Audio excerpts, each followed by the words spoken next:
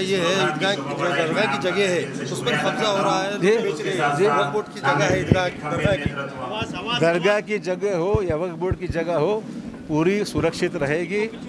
Land record देखा जाएगा और लैंड रिकॉर्ड के जो भी है उसके अनुसार, चाहे वक्फ बोर्ड की हो या ईदगाह की हो, उसके ऊपर किसी को अतिक्रमण हम नहीं होने देंगे, ये पूरा ख्याल रखेंगे। इसके बारे में कई मुस्लिम अगर कोई मुस्लिम है जो बीजेपी में शमूलियत लिए, जो प्रवेश किए कभी जो कांग्रेस के 20-25 नगर से जो यहाँ के जो दिगलूर के नौजवान और एक सवाल बीजेपी में है, सवाल मौलाना कलीम सिद्दीकी के रिहा पर कांग्रेस चुप क्यों है? मौलाना कलीम सिद्दीकी को जो अटक किया है, इस पर कांग्रेस क्यों कुछ नहीं बोल रही? मुसलमान भी लीडरान पे खामोश है। नहीं, मुझे जानकारी लेनी पड़ेगी किस इशू के ऊपर, इशू मुझे पता नहीं है, मैं जानकारी लेने के बाद ही बयान करूँगा। आपको क्या लगता है कि विधानसभा की जो सीट है, सीट अच्छी है, पंढरपुर नहीं होगा? सिचुएशन पंढरपुर की लॉटरी हमेशा नहीं लगती। आपके राजकारण में वैचारिक का कुछ था कि सर जो विचार का कि आपने जो है पहले बीजेपी ज्वाइन किया था, उनके विचार अलग थे, अब आप जो है कांग्रेस ज्वाइन कर रहे हैं, कांग्रेस की विचारधारा अलग है, तो वैचारिक परिणाम है कि नहीं रहा? अरे वाह वाह वाह वाह। अब मेरे को वैचारिक पूछने की तुम्हारी उम्र नहीं ना बेटा, कभी आओ घर पे सिखाता हूँ मैं वैचारिक मेरी पार्टी का। ऐसा यहाँ पे नहीं, घर पे आओ, तुम्हारे को वैचारिक सिखाता हूँ मैं। आज के इस प्रोग्राम में मौजूद सभी हमारे नौजवान साथियों, बुजुर्गों और दोस्तों, अस्सलाम वालेकुम। मैं इतना तो अच्छी उर्दू नहीं बोलता हूँ, कोशिश आपसे थोड़ी बहुत सीख गया हूँ मैं। ये मत कहो खुदा से मेरी मुश्किलें बड़ी है, ये मत कहो खुदा से मेरी मुश्किलें बड़ी है, मुश्किलें से कहो, मुश्किलों से कह दो मेरा खुदा बड़ा है। मुश्किलों से कह दो मेरा खुदा बड़ा है। तो ठीक है, मुश्किलों से गुजरेंगे, जब ऊपर वाला हमारे साथ मजबूती के साथ है तो मुझे लगता है और इससे ज्यादा कुछ बोलने की आवश्यकता है ऐसे में नहीं मानता। तो इसलिए मैं थोड़ी बहुत उर्दू नांदेड़ से ही सीखा हूं, जो भी आता है मुझे ना, आती नहीं थी मेरे को उर्दू हिंदी। हमारे वालिद वो उर्दू में उस्मानिया यूनिवर्सिटी से पढ़े, हैदराबाद से। उन्होंने उर्दू लिखना जानते थे, उर्दू बोलना जानते थे और हिंदी बोलते थे। मुशायरों में बैठ के घंटे वहां पर सुनते थे, तो उनको एक लगाव था उर्दू भाषा से, हिंदी भाषा से। और नांदेड़ में जब रहे थे तो उनकी दोस्ती काफी हमारे मुस्लिम भाइयों से थे, पुराने उस वक्त के लोग उनके साथ में जब थे, एक अलग रिश्ता था, ये कोई राजनीति रिश्ता नहीं था, एक व्यक्तिगत तौर पे उनके ताल्लुकात हमारे जिले के ही नहीं, महाराष्ट्र के तमाम। और उर्दू एकेडमी जो कायम हुई महाराष्ट्र में, वो शंकरराव चौहान साहब ने कायम की मुंबई में उर्दू एकेडमी। वो इसलिए की कि उर्दू एकेडमी के जरिए उर्दू भाषा का प्रसार हो। उर्दू घर जो नांदेड़ में बनाया गया है, उन्हीं की हम लोगों ने सोचा कि भाई उनकी जो चाहत थी, इच्छा थी कि उर्दू भाषा के लिए कुछ न कुछ करना चाहिए, तो उर्दू घर नसीम खान और हमारे अनीस अहमद भाई दोनों को मैंने बोला भाई यहाँ तुम करो कुछ, तो यहाँ उन्होंने की।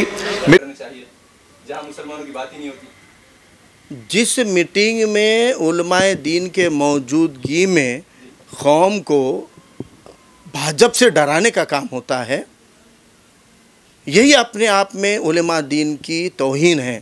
क्योंकि जहाँ पे ईमान होता है वहाँ डर नहीं होता, और जहाँ डर होता है वहाँ ईमान नहीं होता। और अगर ऐसे डर बनाने का काम, डर बताने का काम, डराने का काम जहाँ पे खामोशी से कबूल कर लिया जाता हो, उस महफिल को ही, वही महफिल हमारे दीन को, हमारे इस्लाम को, हमारे मुसलमान भाइयों को, हमारे उलमाओं को यहाँ पे वो मायूस कर रहे हैं। तो मुझे ये कहना है कि आज मुसलमानों में सबसे बड़ी बेचैनी इस बात को लेकर है कि जो मौलाना कलीम सिद्दीकी साहब के अड़ोस पड़ोस के शहर के गैर मुस्लिम भाई, हिंदू भाई उनके तायत में आकर बोल रहे हैं कि ये बहुत ही मोहब्बत वाला इंसान है, ये प्यार मोहब्बत से, भाईचारे से रहने वाला इंसान है। एक गांव के लोगों ने आकर कहा कि एक बहुत बड़ा फिसाद होने वाला था, मौलाना कलीम सिद्दीकी साहब अगर पहल नहीं करते, अगर वो सामने नहीं आते तो वहाँ पर वो एक बड़ा फिसाद, वहाँ पर जो मुजफ्फरपुर में एक बार हुआ वैसा फिसाद वहाँ होने वाला था। लेकिन सिर्फ मौलाना कलीम सिद्दीकी साहब की वजह से वहाँ भाईचारा कायम हुआ है।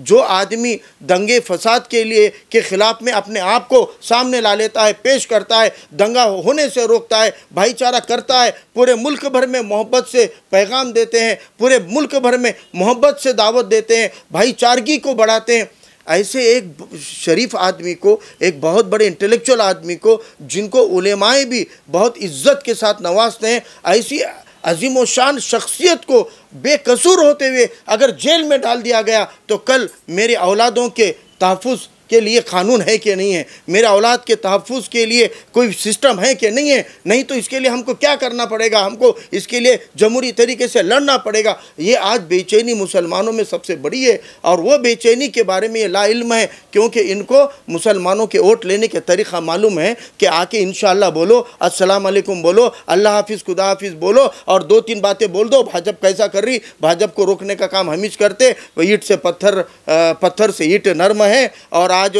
शरीयत के ऊपर हमले हो रहे हैं, कौन सी शरीयत के हमले बाकी रह गए? अशोक चौहान MP थे ना, 3 तलाक के वक्त मुंह खोला क्या इन्होंने?